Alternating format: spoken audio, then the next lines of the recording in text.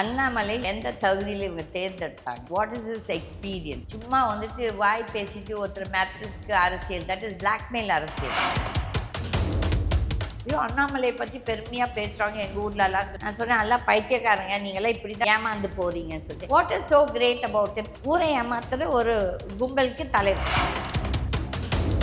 பாத யாத்திரைன்னு ஒரு ட்ராமா போட்டேன். அந்த பாத யாத்திரையில நீ எவ்வளவு நிஜமாக நடந்த? அதே ராகுல் காந்தி ராகுல் காந்தியும் இந்த அண்ணாமலையும் கம்பேர் பண்ணா அண்ணாமலை இஸ் அன் அயோக்கிய.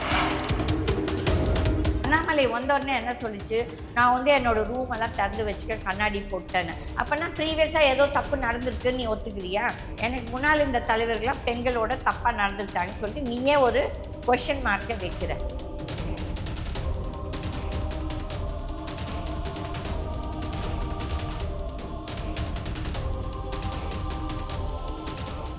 பிஜேபியை பற்றி நம்ம கண்டிப்பாக பேசி ஆகணும்னு நினைக்கிறேன். பிஜேபியில் நிறைய விஷயங்கள் நடக்குது. இப்போது நடந்த விஷயங்களுக்கு கூட தலைவராக இருக்க அண்ணாமலை அவர்கள் சாட்டையெல்லாம் அடிச்சுக்கிறதும், செருப்பை போட மாட்டேன்னு சொல்கிறதும், அதெல்லாம் வெளியிலேருந்து பார்க்குற நிறைய பேர் விமர்சனங்களை வச்சுட்டு இருந்தாங்க. ஆனால் இப்போ பிஜேபிக்கு புதிய தலைவரை தேர்ந்தெடுக்கிறதுக்காக வேலைகள்லாம் போயிட்டுருக்கு அப்படின்ற ஒரு தகவல் கிடைச்சிருக்கு.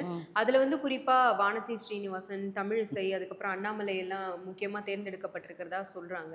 உங்க கருத்து என்ன? அதுல ஃபர்ஸ்ட் அண்ணாமலை எந்த தகுதியில் இவங்க தேர்ந்தெடுத்தாங்க? What is is experience? சும்மா வந்துட்டு வாய் பேசிட்டு ஒருத்தர் மேட்ரிக்ஸ்க்கு அரசியல், தட் இஸ் பிளாக்மெயில் அரசியல். பேசுனா உருப்படியாக இருக்கணும். நீ திட்டுறியா, அதுக்கு ஒரு அர்த்தம் இருக்கணும். அதுக்கு நீ சப்ஸ்டான்ஷியேட் பண்ணணும். இப்போ ஒன்றும் இல்லை, அந்த டிஎம்கே மிஸ்டர் சிவா எம்பியோட பையன் சூர்யா சிவா இப்போ எல்லாமே வெளியே எக்ஸ்போஸ் பண்ணுறாரு. அப்போ இதே சூர்யா சிவா ஒரு நேரத்தில் அண்ணாமலையோட சுற்றிட்டு இருந்தார். சரி, சுற்றிட்டோம், அதை பற்றி ஒன்றும் இல்லை. பட் அங்கேருந்து நிறைய கொண்டு தைரியமாக எக்ஸ்போஸ் பண்ணுறாரு. அதில் எவ்வளோ உண்மையோ எவ்வளோ பொய்யோ நம்மளுக்கு தெரியும். அந்த உண்மையை மட்டும் நம்ம எடுத்துக்கலாம். அப்போ அவர் என்ன சொல்கிறாரு, ஃபுல்லாக கலெக்ஷன் பண்ணால் இதுதான் நாங்கள் முதலேருந்து சொல்லிட்டு இருக்கோம். அண்ணாமலை ஃபுல்லாக கலெக்ஷன் நல்லது. நாங்கள்லாம் கோயம்புத்தூர்லேருந்து வரதால எனக்கு கோயம்புத்தூரில் நிறைய இண்டஸ்ட்ரீஸ் ஃப்ரெண்டு. நான் ஒரு மெம்பர் இந்த chamber. Okay, I am one of the oldest lady female மெம்பர்ஸில் நான் தான் ஃபர்ஸ்ட் லேடி மெம்பர். ஓகே, அப்படி இருக்கச்ச அந்த ஊரில் எவ்வளோ அயோக்கியத்தனம் பண்ணான்னு எங்களுக்கு தெரியும். இப்போ ஒன்றுமில்லை, அன்றைக்கே என்னோடய ஃப்ரெண்ட் ஒருத்தங்க மலேசியாவிலேருந்து வந்தவங்க, ஐயோ அண்ணாமலையை பற்றி பெருமையாக பேசுகிறாங்க எங்கள் ஊர்லலாம் சொன்னேன். நான் சொன்னேன், எல்லாம் பைத்தியக்காரங்க, நீங்களாம் இப்படி தான் ஏமாந்து போகிறீங்கன்னு சொல்லிட்டு. What is so great about him? ஒரு ஐபிஎஸ் படிச்சுட்டு ரிசைன் பண்ணிட்டு வந்ததால் மட்டும் அவன் சுயநலத்துக்கு தான் ஓடி வந்திருக்கான். அங்கே ஒரு மர்டர் நடந்திருக்கு. அந்த மர்டரை மூடி மறைக்கிறதுக்கு அங்கே எடியூரப்பா பிரச்சனை கொடுத்துட்டு இருந்தார். அதுக்காக தான் இங்கே ஓடி பிஎல் சந்தோஷ்க்கு எடியூரப்பாவை பிடிக்காது. அதெல்லாம் அங்கே ஏதோ பிளாக்மெயில் டாக்டிக்ஸ் பண்ணி தான் அதை பற்றி யாரும் பேசலை. இதெல்லாம் எனக்கு ஆர்எஸ்எஸ்லேயே ஒரு தலைவர் எனக்கு இதெல்லாம் சொன்னது. இது என்னோட கதை கிடையாது. ஓகே, அப்போ இந்த பிஜேபியில் யார் அது தேர்ந்தெடுக்கிறாங்க? இந்த மாதிரி ஆட்களை தான் தேர்ந்தெடுக்கிறாங்க. அப்போ தரம் இருக்கணும். ஃபஸ்ட்டு ஒரு லீடராக இருக்கிறதுக்கு ஒரு தரம் இருக்கணும். அந்த தரமே இல்லை. இவங்க என்ன நினைக்கிறாங்க, ஐயோ பிஜேபி டிஎம்கேவை எதிர்த்து பேசுகிறான் எப்படி. That is not a quality. நீ மக்களை எவ்வளோ சந்திச்சு நீ பாத யாத்திரைன்னு ஒரு ட்ராமா போட்ட. அந்த பாத யாத்திரையில் நீ எவ்வளோ நிஜமாக நடந்த?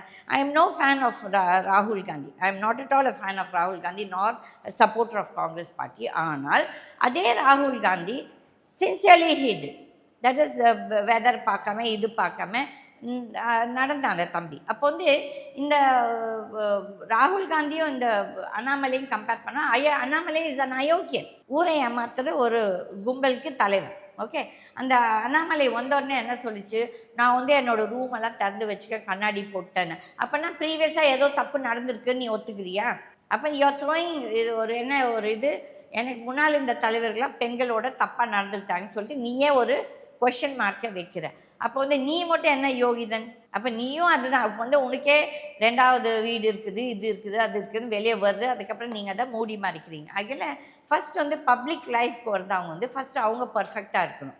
தட் இஸ் எஸ்பெஷலி இந்த பர்சனல் இதில் நீங்கள் அப்போ நீங்கள் மக்களுக்காக என்ன நீங்கள் செய்வீங்க? மக்களுக்கு நீங்கள் என்ன அட்வைஸ் கொடுப்போம்? ஒன்றும் பண்ண முடியாது. நீயே அயோக்கியனாக இருப்போம், இன்னும் எல்லாரும் அயோக்கியம். அதுக்கப்புறம் இந்த வானதி வந்துட்டு நான் வந்து என்னோடய இன்டர்வியூவில் சொல்லியிருக்கேன், she is the most corrupt lady. ஒரு பேங்க்கை வந்து 4 பேங்க்கை வந்துட்டு அவங்க பிரதரும் அவங்களும் ஒரு கம்பெனி இன்னொருத்தரும் சேர்ந்து எல்லாம் ஆர்எஸ்எஸ்காரங்க தான். அதில் அவங்க வந்து ஆல்மோஸ்ட் 750 crores கொள்ளை அடிச்சிருக்காங்க. அதுக்கப்புறம் அவங்க கம்பெனி வந்து செபியால் வந்து பிளாக் லிஸ்டட். அப்படி இருந்த பிளாக் லிஸ்டட் கம்பெனியை வந்து பிரைம் மினிஸ்டர்ஸ் ஆஃபீஸ் அவங்களுக்கு ஒரு டெண்டர் கொடுக்குது. அப்போ பிரைம் மினிஸ்டர் எவ்வளோ பர்ஃபெக்ட்டு? இப்போ வந்து அவங்களுக்கு வந்து இன்டெலிஜென்ஸ் இருக்குது, இந்த மாதிரி இந்த இதுக்கு கொடுக்கலாமா, பெர்மிஷன் கொடுக்கலாமான்னு சொல்லிட்டு இதெல்லாம். அப்போ இதெல்லாம் செக் பண்ணாமல் இவங்க பண்ணுறாங்கன்னா அப்போ எவ்வளோ ஒரு முட்டாள்தனமாக இந்த நாடை வந்து ஒரு முட்டாள்தனமான ஒரு ஆள்கிட்ட நம்ம நாட்டை ஆட்சிக்கு கொடுத்துருக்கோன்னு தான் காட்டுது. அதனால இவங்க பிஜேபியில் நல்லவங்களும் இருக்காங்க, நான் எல்லாருமே கெட்டவங்க சொல்ல மாட்டேன். அதில் சீனியர் அவங்க இருப்பாங்க, எவ்வளோ பேர் அந்த கட்சிக்காக சேவை பண்ணி வேலை செஞ்சு அவங்க குடும்பங்களே இழந்தவங்களும் இருக்காங்க. அந்த மாதிரி ஒரு அவங்கள வந்து இன்றைக்கி வந்தவங்க நேற்று வந்தவங்க அவங்க லாபத்துக்காக வந்தவங்களை அவங்க தலைவராக போட்டாங்கன்னா அந்த கட்சி உருப்படாது. ஆனால் இப்போது தமிழிசை அவர்களையும் நயினா நாகேந்திரன் அவர்களையும் இதில் தேர்ந்தெடுத்திருக்கிறதா ஒரு தகவல் வந்திருக்குல்ல, அது எப்படி? அட்லீஸ்ட் தமிழிசை வந்துட்டு ரைட் ஆர் ராங் அந்த அம்மா வந்து அந்த கட்சியில் எவ்வளோ வருஷமாக குப்பை கொட்டிகிட்டு இருக்காங்க. ஸோ அதில் அவங்கள வந்து அந்த விஷயத்தில் நம்ம தப்பு சொல்ல முடியாது. ஓகே, அதே மாதிரி நயினார் நாகேந்திரன் ஃபஸ்ட்டு அதிமுக இருந்தார்னு நினைக்கிறேன், அங்கேருந்து இது. ஸோ அட்லீஸ்ட் கொஞ்சம் அந்த அரசியல் இது இருக்குது, எக்ஸ்பீரியன்ஸு. இப்போ வந்து வானதி வந்து மெனி பீப்புள் அந்த ஆர்எஸ்எஸ் பிஜேபியில் என்ன சொல்கிறாங்க, அவள் வந்து டிஎம்கேவோட ஏஜென்ட்டு.